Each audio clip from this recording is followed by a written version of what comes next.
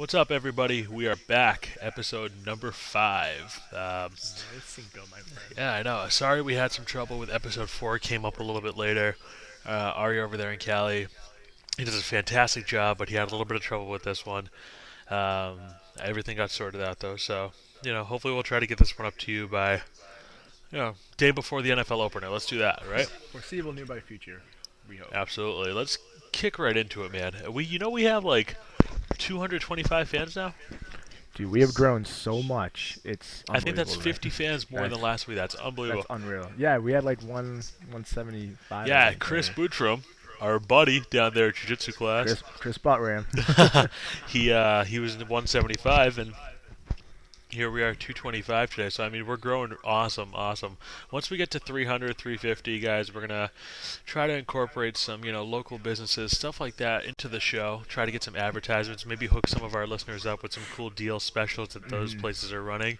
Maybe do a promo contest, something like that. Yeah, man, that'd be really cool. So, we're going to try to get the ball rolling, reward you guys for being our listeners. And A lot of good stuff on the horizon, I think, for Did That Just yeah, I Happen. think Matt and I Looking are forward to looking it. into getting our own domain name. Mm-hmm.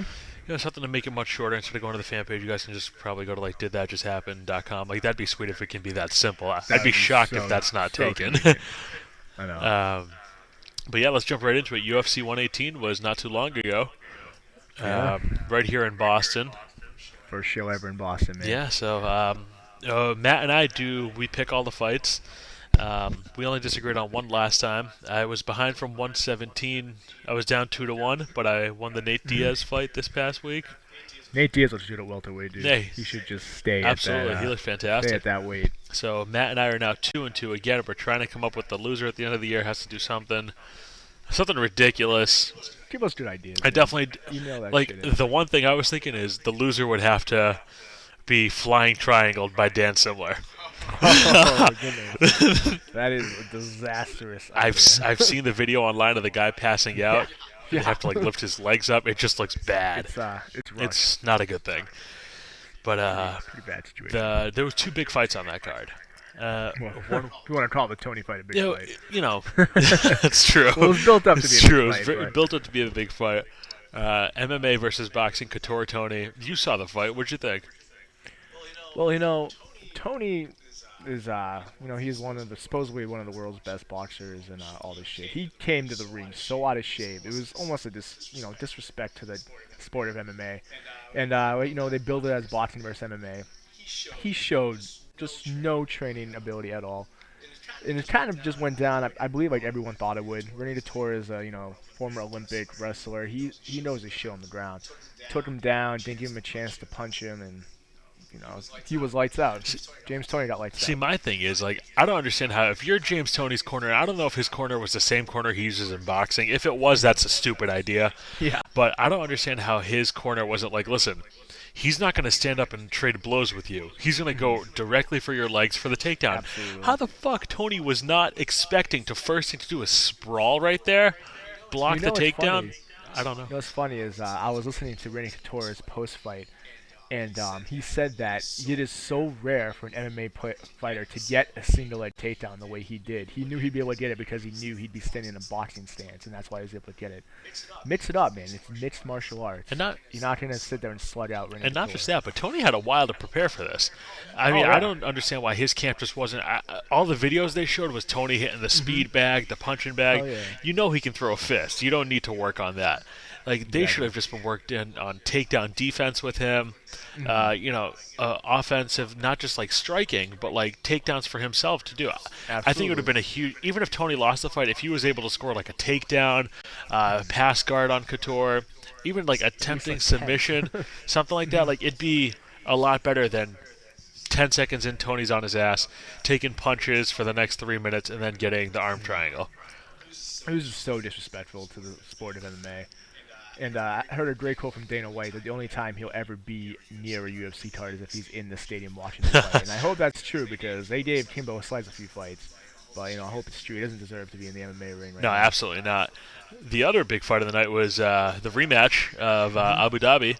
Yep. Frankie Edgar defended his newly won title against BJ Penn. In my opinion, I think this fight was more lopsided than the last one. Oh, absolutely, dude.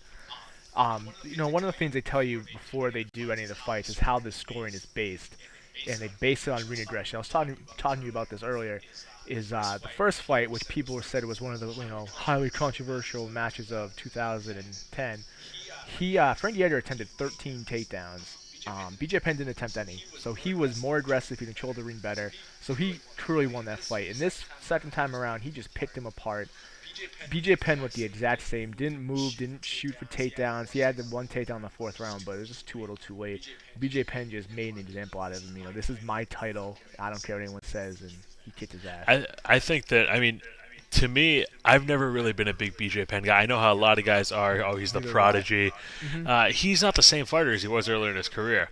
I didn't get into UFC as early as you did, but I've seen a lot of his stuff on Unleashed. I saw the fight against GSP where it looked like he pretty much rolled over and died. Yeah.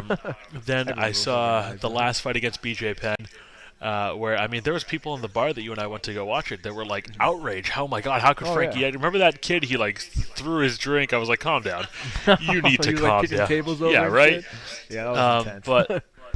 But Frankie Edgar just showed that right now he is the best in his division. I think the fight coming up with him and Gray Maynard is going to be awesome. That's going to be unbelievable. Maynard's the only person to beat him. Maynard's undefeated. Be a wonderful fight, I think title shot for Maynard's long overdue. I think he should have had this before BJ. Absolutely. It's going to be awesome. That fight this past weekend, Frankie attempted and landed more strikes, attempted and landed more takedowns. That part of the fight where he kicked out BJ's outside leg and BJ just splat right on his ass, probably one of the best things I've seen. That was unbelievable. Just the look on his face, so BJ Penn was completely dumbfounded. He had no idea what to do. The next couple of UFC cards are going to be awesome, and I'm definitely excited to talk more about those and do our picks and see what happens. Absolutely. Just letting you know right now, I'm picking Brock Lesnar in 121. He is my boy. That's fine. I'm perfectly fine with taking King. Let's go on. The other stuff that's happening right now in sports, baseball. Playoffs are a couple weeks away. Some of the divisions, as of right now, are locked up. Some of them are wide open. Anybody can take it. Right. I think that let's do the divisions first that are locked up. We both agree Texas is going to win the AL West. They're 10 games up as of right now. Teams with 2 weeks come back. Yeah, and I think one of the biggest shocks, Cincinnati's 8 games up in the NL Central. It doesn't look like anybody's going to catch them. St. Louis has been sliding. They can't score. They can't hit. They can't do anything. So bad. They all shave their heads in team unity. Awesome. That's what That'll help really you score so runs. Far, so. Jackass. That's good. So let's talk about the ones that aren't so tied up. Chicago just added Manny Ramirez, which we're going to talk about later. But do you think they still have a chance in that division? They're 4 back right now. I think they do. If they have a pretty potent lineup right now, and Manny Ramirez just only adds to the power of it, especially if he just plays DH and stays the fuck out of the left field. But they definitely do. The Twins and Detroit, they're not looking that strong. I really think that they have championship caliber already. They won a couple years ago, so I really do think they could come back. 4 games isn't that much. It's a series here and there. The thing that I love about the Central is, you look at Minnesota. You look at the American League. You have Yankees, Tampa Bay, Boston, usually the Angels. Those 4 teams over the last couple of years have always been into it. And Minnesota's the team that is always in it but always gets left out of the conversation. They don't have, outside of Joe Mauer, they don't have that star player. I understand, was it Morneau won the MVP one year? Yeah. But, you look at the Yankees, you got Jeter, A-Rod, Posada, all these guys, Red Sox, names in and out throughout the years. Tampa Bay's got all-stars now. They got Crawford, Upton, Longoria. Yeah.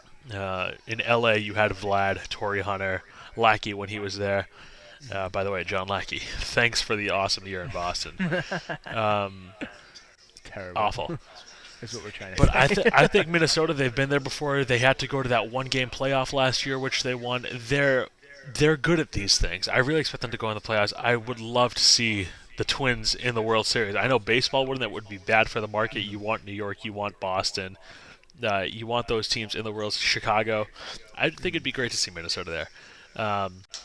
Chicago can totally catch up now that they've added Manny, but who knows?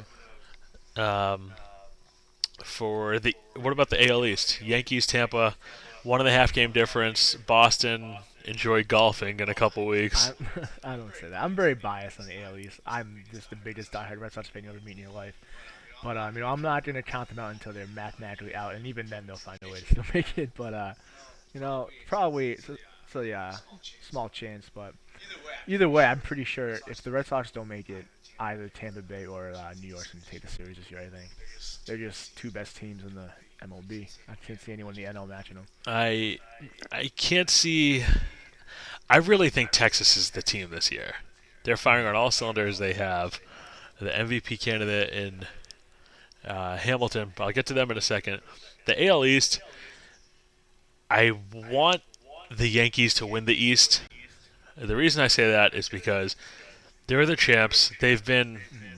It really feels like they lose one game a week. You know what I mean? I think that they should win the division. The American League should go through New York. And I really don't think that Tampa Bay...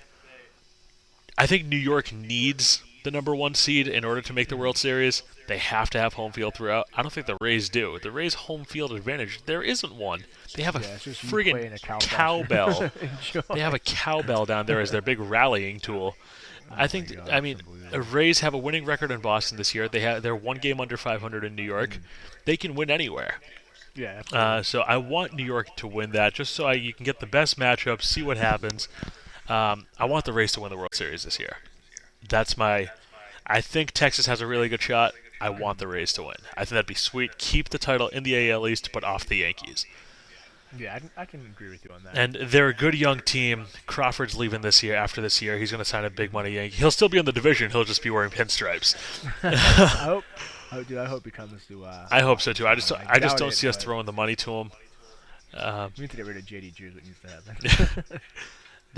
I don't know. See, I like JD. He puts up decent numbers, but not for the money he's making. But then again, it's not our money to spend. I mean, I wouldn't pay the guy. What is he making? $13 million a year, something like that. Something like that. Let's see. What other divisions we have? Let's go on to the National League. There's like we said, the Central's pretty much locked up. The East, only 2-game difference. Phillies are kind of making a charge. They finally got healthy. Can Atlanta hold on? I hope so. I really like Atlanta a lot. It's Bobby Cotts' last season. It'd be really nice if they made it to the playoffs, but Philly is on fire, man. If they get their pitching right, like Cole Hamler, that he did a few years ago, the year they won the World Series, and Roy Halladay, if he actually, is Roy Halladay, he's kind of struggling a little bit in the minus the perfect game, but I think they have a good chance. They got what's his name? Ryan Howard hit a home run for the first time in like a month yesterday. Yeah. See, I mean, I would love for the Braves to win at Bobby Cox last year. I got a friend, Tim, down in New Jersey. He's a huge Braves fan, which I don't understand. How can you live in New Jersey and be a Braves fan? But aside from the Red Sox, my favorite team in baseball is the Phillies. I love the Phillies. Roy Halladay, Cole Hamels, Shane Victorino, the Flying Hawaiian. I love that guy. Yeah. I hope it's Rays Phillies again. Let's get a good World Series, good pitching matchups. Look at the pitching matchups you could have there. It's unbelievable. And the West, San Diego 3 games up on San Fran. I'd love the Giants to come out. San Diego doesn't do it for me. Outside of Adrian Gonzalez, who I hope that we get soon, there's no reason for me to watch him. But with the Giants, you got Lincecum, you got Buster Posey, I believe is his name. He's a monster. Yeah, so I mean, there's going to be. I think it'd be fun to see them. Their young team. Matt Cain is such a good pitcher, but you don't hear about him because Tim Lincecum's the front of the staff. And I'm so happy. Sorry to throw this in there randomly. I'm so happy Tim Lincecum beat Ubaldo Jimenez last night in the duel. I think he's just a one-shot wonder, and Lincecum's the man. Absolutely. 30. We're gonna take a quick break. This is part 1. We'll be right back with part 2.